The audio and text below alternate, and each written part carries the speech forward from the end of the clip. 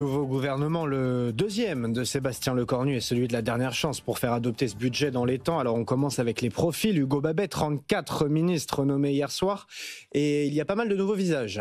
Oui, c'est ça. Emmanuel Macron a repris la formule de 2017. Des ministres de la société civile, des poids lourds et des jeunes parlementaires.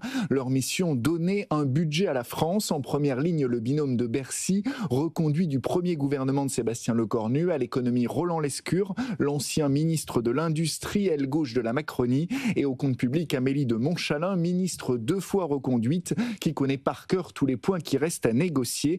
Pour les aider au travail, un habitué du dialogue social, Jean-Pierre Farandou, l'ex-président de la SNCF, un profil surprise qui sera chargé de l'épineuse question de la réforme des retraites, question qu'il a déjà traitée face au syndicat des cheminots. À l'époque, aux grandes dames de Bercy, il avait même détricoté la réforme.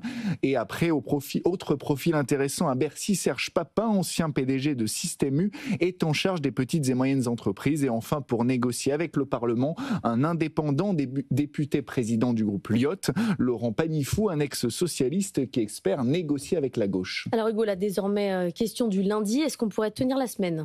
En fait, les oppositions préviennent déjà, ne déballez pas trop vite vos cartons, elles préviennent les ministres, ils pourraient être censurés dès cette semaine. À gauche, les Insoumis déposeront une motion de censure aujourd'hui, les écologistes préparent la leur, et les socialistes menacent de censurer le gouvernement s'il n'annonce pas la suspension intégrale de la réforme des retraites.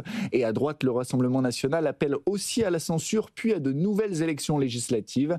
Et chez les Républicains, certains députés pourraient ne pas soutenir le gouvernement, sachant que les ministres LR, Rachida Dati, Annie Genevard, Vincent Jeanbrun notamment, sont exclus du parti. Le gouvernement pourrait ainsi chuter dès cette semaine, juste après la déclaration de politique générale. Pour le budget, c'est quoi les scénarios ? 2 scénarios possibles. Le premier, optimiste, le gouvernement n'est pas renversé. Le budget est déposé au Parlement avant mercredi. Après le Conseil des ministres de demain matin, il est ensuite étudié en commission à l'Assemblée et au Sénat pour être adopté au 31 décembre. Et le deuxième scénario, pessimisme, est plus probable. Le gouvernement chute. Dans ce cas, soit dissolution. Dans ce cas, c'est la nouvelle majorité qui devra faire adopter un budget. Soit le Parlement vote une loi spéciale de reconduction du budget 2025. L'option la plus probable à cette heure.